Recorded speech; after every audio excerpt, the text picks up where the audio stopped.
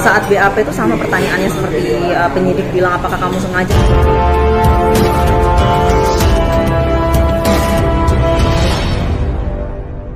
Jadi gini, aku pertama kali datang itu udah ada mungkin 30 media atau apa di depan, terus minta wawancara, aku bilang belum dulu, aku pikir cepat ya. Aku datang jadi dari bersama penegak hukum ya, PH maksudnya kuasa hukum, jam 10 pagi, selesainya itu jam 12 malam. Gini, awal dipanggil aku kan nggak datang, terus habis itu aku datang yang kedua, aku nggak nyangka jadi tersangka, terus langsung naik kasusnya. Itu sebenarnya ini kaget banget sih, aku kayak nggak dikasih kesempatan, tiba-tiba langsung tersangka, jadi termasuk alot di dalam. Awalnya seperti apa sih Kak? Akhirnya dipanggil pihak Polda. Jadi awal kasus itu kan yang waktu viral makan sesuatu yang diharamkan itu di stage netizen rame gitu, dan setelah 1 bulan kemudian tuh aku nggak tahu kalau aku ngedapatin panggilan polisi gitu. Aku pikir orang yang mau lapor ini nggak bener-bener sampai kasusnya jalan banget gitu loh, atau dia lagi sebel ormasnya atau gimana, pikirku tuh nggak panjang lah intinya. Nah setelah kemudian habis lebaran itu aku dapat panggilan di tanggal 18. Di tanggal 18 itu, setelah itu aku kan dekat lebaran ya, pikirku aduh ini sulit nih, apalagi ke kondisi kesehatanku memang nggak bagus, aku nggak datang tuh. Terus ada salah satu media dari daerah sana yang kayak agak sedikit memaksa, lu nggak datang gitu kan. Aku bilang aku sakit, kalau memang nggak sabar pelapor ya udah bayarin tiket. Pinternya si pelapor ini, kemudian omongan aku tuh langsung dikasih penyidik, marah lah penyidik, kira kayak aku meremehkan hukum, makanya langsung naik tersangka saat itu. Nah akhirnya dia ngasih kesempatan untuk datang yang 2 kali. Jadi sempat komunikasi dengan pelapornya ini? Sempat sih, tapi kayaknya alot susah sih, karena dia katanya nggak mau ada perdamaian seperti itu. Oke, mungkin perasaannya juga karena rasa takut atau gimana udah jadi tersangka ini? Hanya orang munafik yang nggak takut, cuman aku di sini tuh dibilang takut banget nggak, cuman kayak harus tidak menyesali. Sebenarnya gini, pengacara aku sempat gini, kamu kalau memang sakit kita tunda dulu karena kita tuh tahu kamu bakal ditahan. Dia udah bilang kayak gitu. Aku nggak tahu gimana, mungkin namanya pengacara dia punya link atau apa di Polda gitu kan. Terus aku bilang aku nggak mau, aku mau secara, kalau laki-laki mungkin gentleman ya, aku secara betina men aku harus datang. Dan kemudian aku datang, aku bilang gini, kuasa Tuhan tuh adalah segala-galanya, yang penting aku menceritakan, aku tidak berniat untuk menghina gitu. Nah setelah aku kesana itu aku ditanya beberapa hal yang nanti mungkin aku bisa cerita ke kalian. Tapi aku sempat yang namanya aksesorisku ini sempat dilepas. Jadi mereka tuh sudah kayak campur nakut-nakutin juga, dan yang kemudian tuh aku tuh agak depresi karena aku sempat semalam tidur di sana, tapi bukan di tahanan. Di kantor polisi tuh ada spring bed, aku tidur di sana, yang aku tuh malam tuh kayak terus kayak terbayang, karena dia udah bilang kalau di tahanan kamu tidak akan bisa menggunakan sabun dari disediain, hanya bisa menggunakan kaos, tidak boleh menggunakan aksesoris, dan tidak boleh membawa uang, tidak boleh membawa handphone. Segitu takutnya tuh di imajinasiku tuh, jadi langsung kambuh lah. Dari situ aku dilarikan ke UGD kayak gitu. Padahal mereka belum nahan aku, cuma ngasih clue. Jadi status kakak ini seperti apa? Wajib lapor kah atau seperti apa? Kalau aku sih sekarang tuh misalnya ada tahanan itu kan ada tersangka tidak ditahan. Jadi aku tersangka tidak ditahan, namun aku wajib lapor melalui virtual kayak call kayak gitu loh, video call seperti itu. Wajib lapor berapa? Kalau wajib lapornya itu seminggu kayaknya 2 kali atau sekali kita video call langsung sama Pak Direknya di sana. Jadi setelah 2 kali sudah bebas tanpa syarat apa? Kalau bebas enggak, karena gini, jadi kasus ini tergantung pelapor. Kalau pelapor mau naik ke pengadilan, ya pasti kita naik gitu. Cuman kita sudah pernah punya itikat baik gitu, karena gini, saya kan manusia biasa ya. Biasanya kalau ustadz yang mengetahui agama harusnya memberikan kesempatan, oh si Lina ini manusia biasa yang salah. Tapi kalau ustadznya juga meminta damainya besar, nominalnya itu aku nggak bisa, ada pilihan beberapa sih. Atau misalnya tetap lanjut, saya tetap akan lanjut, tapi saya sudah pernah meminta maaf. Jadi kemarin kepolisian bilang gini, Lina Mukherjee sudah minta maaf, kooperatif sekali anaknya, sopan gitu, tidak berniat dan tidak mengulangi. Jadi polisi sendiri bilang ya diusahakan nanti ya kalau bisa kita atur mediasi sama si pelapor, itu adalah salah satu ya. Tapi kalau masih sama pihak kepolisian diatur mediasi ternyata mereka tetap tidak mau, ya saya mengikuti proses sampai ke pengadilan yang nggak tahu kapan ya, karena berkasnya kan harus lengkap. Tapi kok agak sedikit flashback ke belakang ketika mencicipi makanan itu, apa sih Kak yang dipikirin Kakak ketika atau seperti apa? Iya, jadi gini, saat BAP itu sama pertanyaannya seperti penyidik bilang apakah kamu sengaja apa. Saya cerita, saya itu suka upload hal-hal yang tidak lazim, mungkin orang udah kenal ya dengan tingkah laku saya juga. Maksudnya itu gini loh, saya ngupload, saya nggak ngedit dulu. Harusnya kan, kenapa penyidik ini sampai naikkan tersangka? Salah satunya dipikirnya saya itu ngedit dulu. Jadi mengambil kesempatan untuk mungkin mendapatkan popularitas dan endorsement. Dan saya cerita selama ini bahwa video saya ini tidak pernah diedit, saya ngupload asal. Nah di situ dia penyidik baru tahu anak ini ngasal dan tidak tahu gitu. Jadi kalau misalnya kita sengaja diedit, sengaja cari viral, sengaja cari tenar, wah itu langsung jadi tersangka. Tapi pas dilihat memang saya nggak pernah diedit. Jadi saya ngupload apa aja 2-3 video tanpa dilihat lagi apakah itu bagus atau enggak. Dari situ dia pikir dia tidak bermaksud. Nah di situ ada nilai plus. Yang penyidik senangnya tuh maksudnya selain jujur anak ini tidak berniat untuk menyakiti orang lain. Tapi kan saat kakak mampu mencoba, kan kita tahu sendiri bahwa itu kan haram lah buat bagi kita. Itu di tinggalnya emang yaudah sekian aja lah, gue cobain lah.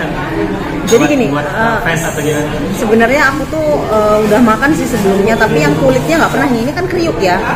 Nah terus waktu itu ada di depan gitu aku cobalah makan. Nah mungkin refleks baca basmalah lafaznya Allah karena kebiasaan juga, dan memang mungkin ini kebodohan saya lah sekali lagi.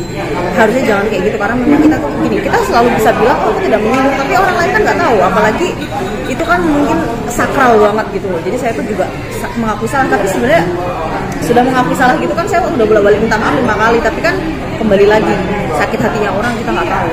Itu yang membuat para netizen yang lain itu dengan mulai baca basmalah itulah yang membuat hujat pada marah mereka itu. Iya benar-benar. Tapi ada konten kreator lain juga sama loh menggunakan kayak gitu, tapi ya nasibnya naas gitu. Dan saya mengakui saya salah sekali gitu kan sebagai konten kreator itu dengan follower yang jutaan ya. Itu harus mendidik yang baik, berbuat yang baik, berkata apalagi soal agama itu sensitif, ini pelajaran dan saya kapok. Karena saya 1 hari itu ngerasa saya kayak ditahan gitu. Karena semua ini udah saya lepas gitu, jadi kayak begini kapok, nggak mau lagi karena takut banget urusan sama polisi ini terakhir kali. Terus terang depresi berat sampai sekarang lambungku suka kayak sakit gitu loh. Tapi setelah terlepas dari kita makan haram atau nggak haram, emang setiap makan kita emang harus belajar bismillah ya? Iya sebenarnya benar kata rekan media kalau menggunakan bismillah mungkin sebuah kebiasaan. Tapi maksud aku gini, ke depan mungkin BABI ini kan sensitif di kita gitu. Jadi aku lebih harus berpikir orang tuh bisa nggak suka, lo tuh tahu haram orang nggak suka. Jadi sensitif orang beda. Kayak misalnya ini alkohol gitu, mungkin nggak sesensitif makanan ini gitu. Ada timbul pertanyaan nggak kalau emang nggak bisa baca bismillah, baca apa dan kalau kita makan hal-hal kayak gitu? Sebenarnya pro kontra loh, yang bela saya juga banyak banget. Itu adalah salah satu masukan untuk kepolisian juga. Maksudnya si Lina ini kan salah, tapi kenapa hukumannya lebih dari korupsi juga? Dan maksudnya dia muslim, dia bisa aja keceplosan. Nah itulah yang membuat sampai detik ini saya bisa, penyidik itu kasih kesempatan aku tuh kayak tahanan luar lah bahasanya, karena dari pernyataan-pernyataan ini banyak netizen juga yang mungkin kan orang kan kritis, netizen ya sekarang itu orang bisa mengkritik apa segala macam. Kalau dia muslim ya itu misalnya dia refleks kayak gitu. Dampak apa sih Kak ketika mulai terkenal dengan keluarga ini, dampaknya seperti apa dengan hujatan netizen ini? Kayaknya saya buka semua YouTube apa semua platform sosial media, sini wajahku sendiri deh, dan itu semua pada komen mampus lah apalah gitu kan. Sebenarnya saya kalau dihujat nggak masalah loh, bukan itu sih, tapi lebih kayak sanksi sosial tuh besar kalau urusan hukum sih. Kalau dihujat kan kita bisa tutup telinga, tapi kalau kita dipanggil penyidik terus diancam mau diciduk, itu udah lebih kayak teroris, mengerikan sekali. Dan saya sampai sekarang ini kayak merasa disambar petir, ini kok bisa hal ini terjadi. Biasanya kan suka lihat rekan artis nih ditangkap, entah narkotika lah, entah pencurian lah, entah ini entah itu. Terus saya cuma ngeliat nih dia ditangkap ya, habis itu dia nangis-nangis terus rekan media ngolok-ngolok gitu. Aku tuh suka dalam hati, sekarang saya lihat sendiri ketika saya ditangkap gitu kan, tiba-tiba langsung tapi nggak ada media yang teriakin loh, terima kasih buat rekan-rekan media, nggak ada yang ngina aku, kamu kerja kamu, nggak ada, semua baik loh, cuma nanya ini hari ini set. Kalau artis lain, woi suka diteriakin kayak gitu yang kasar-kasar, aku udah ngebayangin nih, waduh kalau di depan media aku diteriakin mentalku kayak apa. Sosmed kan kita bisa nggak lihat, kalau rekan media kan kameranya nyorot, tapi nggak ada sih yang ngomong itu. Aku thank you banget, walaupun mereka suka beritain kadang yang nggak sesuai, tapi ternyata pas di depan punya respect ya. Mungkin karena kasusku juga bukan yang membunuh orang sih, jadi kayak mereka tuh lebih respect aja gitu sih. Sebagai wartawan saya harus respect sebenarnya. Tapi suka wartawan juga neriak-neriakin orang. Kak, terakhir dari saya, saat bikinin konten itu, setelah langsung kakak mau edit, ada pikiran, kok gue nyesel, terus ada perasaan minta maaf itu pas setelah viral apa sebelum viral? Aduh gimana ya? Kalau awal sih aku nggak ngerasa salah, maksudnya awalnya kan gini, aku pikir aku nggak menyakiti karena kalau menista tuh gini, kayak maaf ya dulu adalah pejabat yang kalian tahu siapa gitu kan, dia nyebutin ini begini, ini kitab suci begini, aku pikir begitu, jadi aku tuh awalnya tidak berpikir kalau aku tuh menista. Setelah viral, apa segala sesuatu kan setelah viral, nah itu jadi banyak ulama turun, makanya polisi kan pasti akan ada tekanan dari masyarakat ketika ulama ormas turun, di situ lah polisi cepat-cepat ngamanin aku seperti itu, karena katanya sangat meresahkan sekali dan viral sekali. Tapi mulai dari itu kakak mulai Kalau aku sama maaf nih, minta maaf ya. aku udah mulai agak nyesel nih, banyak Gus Miftah, ustadz nyentil kan, aku langsung kayak aduh kayaknya nggak enak juga nih kalau bermasalah sama ustadz nih, panjang banget. Cuman aku udah minta maaf di beberapa media, cuman kayaknya pelapor ini memang mungkin ya kita nggak tahu lah sakit hatinya orang seperti itu. Pelajaran apa yang didapat? Pelajaran, berhati-hatilah berkata karena mulutmu harimau. Jadi saya tuh sebenarnya kalau sama netizen tutup muka ya, tapi adalah musuh nih, kita kan punya musuh pasti ya, langsung ngechat mampus lo, mulut lo harimau lo. Jadi kalau musuh kita yang gituin kita tuh kan kita rasa wah dia seneng nih kalau kita digituin, jadi kita harus menjaga supaya musuh kita tidak punya celah untuk jatuhin kita. Ini kan salah satu kejadian ini menjatuhkan diri sendiri dengan tidak sengaja, karena kedepannya apapun yang terjadi jangan sampai musuh bisa menertawakan kita sih yang waktu. Akan lebih berhati-hati dalam membuat Apapun, maksudnya gini, kalaupun kita mau seksi lah atau apa, jangan agama, ras, dimana kita menyakiti salah satu golongan gitu kan, apalagi kan agama itu di Pancasila ketuhanan yang Maha Esa, mau apapun itu.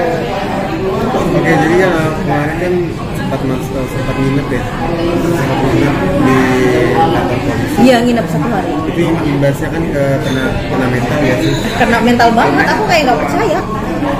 Ada kayak maksudnya konsultasi gitu ada. Aku memang udah depression lama sih kak, jadi kayak punya panic attack yang tiba-tiba takut, tiba-tiba kayak ngerasa jantungan apa pas di sana itu udah, aduh aku masih hidup nggak, aku sempat sampai kayak mati loh, kayak kaget kan gitu. Aku memang punya panic attack, jadi mereka tahu kalau mental health aku tuh nggak 100% bagus sih. Ditambah ada kayak gitu, jadi kayak dunia ini gelap banget loh. Dan aku nggak bisa ngebalas semua orang itu kan, karena media tuh masih di luar sampai kehujanan loh. Jadi aku tuh masih bingung kalau aku keluar sama media, masa aku cerita aku ditahan. Aku bingung mau apa. Tapi konsultasi dokter udah? Belum sih kalau untuk psikolog, tapi kalau dokter yang untuk lambung, karena kalau stres kan ke lambung udah sih ya memang kronis sih. Makanya ini buat kalian loh, apapun yang kalian lakukan yang penting jangan urusan hukum aja sih. Mengerikan sekali. Ada ingin tujuan ke MUI nggak untuk seri? Ya bolehlah rasis bantu. Amin aja. Ya boleh-boleh aja lah kalau rekan media pengen aku ke MUI, karena memang salah satu jalan kata polisi harus dapat minta maaf dari MUI sih, karena kan adalah majelis ulama tertinggi. Nanti saya pasti ketemu lah bareng-bareng teman media kan. Tapi ini memang titik akhir pelajaran yang paling penting dari berharga untuk Mbak Lina sendiri. Paling betul. Karena saya nggak pernah urusan polisi sih ya. Kalau urusan polisi, urusan hukum, urusan pelapor itu ininya gede loh kita. Pasti banyak yang, maksudnya kita kan ngeluarin loh, contoh kayak aku ke Palembang, kan ngeluarin uang maksud aku, waktu, maksud aku tuh kita akan banyak mengeluarkan materi seperti itu loh. Di luar sanksi sosial kita akan ngeluarin banyak uang yang akhirnya merugikan diri gitu loh. Lebih ke ini ya, konten kan? lebih ke Sekarang masih buat konten kan? Ya kalau sekarang kan baru datang ke Jakarta ya belum dulu lah, libur dulu lah, kan lambungnya masih sakit juga. Tapi besok konten lah, joget-joget biasa Masih aja. nggak kapok ya? Loh, kalau kontennya positif ya nggak kapok lah. Kalau kontennya negatif ya kapok. Kalau nggak konten nanti materinya dapat dari mana? Kan kita ada bisnis, ada endorsement. Jangan pernah kapok, kan gedenya dari sosial media. Masa kita meninggalkan sesuatu yang sudah membesarkan? tapi respon dari keluarga teman terdekat dengan kasus ini Ada pro kontra ya, ada yang kayak lebay, ada yang kayak gimana, ada yang kayak ya udahlah jangan ngulangin, macam-macam ya. Beda persepsi, beda orang, kayak selebriti ada yang mengomentari Lina terlalu berlebihan atau apa ya. Intinya apapun yang terjadi aku belajar sangat banyak aja sih. Mulut saya ini kan kalau ngomong suka keceplosan, mungkin lebih direm lagi ke depannya, karena apa yang saya omongkan belum tentu diterima dengan orang sih, seperti itu. ada keinginan kan untuk masyarakat atau terutama umat muslim untuk berminta maaf. Jadi saya sebagai umat muslim saya minta maaf banget sudah melukai hati semuanya. Intinya saya nggak bermaksud seperti itu, dikasihlah kesempatan satu kali lagi. Biasanya kan sesama muslim itu masih mau memaafkan. Kalau Tuhan bisa memaafkan, masa kalian tidak bisa memberikan aku kesempatan? Dan ke depan siapa tahu aku menjadi konten yang lebih memberikan edukasi yang lebih baik dari kejadian ini. Jadi untuk umat muslim saya mohon maaf sebesar-besarnya, diberi kesempatan lagi. Terima kasih. Oke, ini tetap ya menjalankan karena ini negara hukum. Iya, kalau proses ya tetap harus ikut, tapi untuk tidak ditahan aja aku udah bersyukur sih. Setidaknya bisa cari uang lah sekarang. Iyalah, maksudnya kan kita bisa cari materi, bisa berpositif kayak gitu.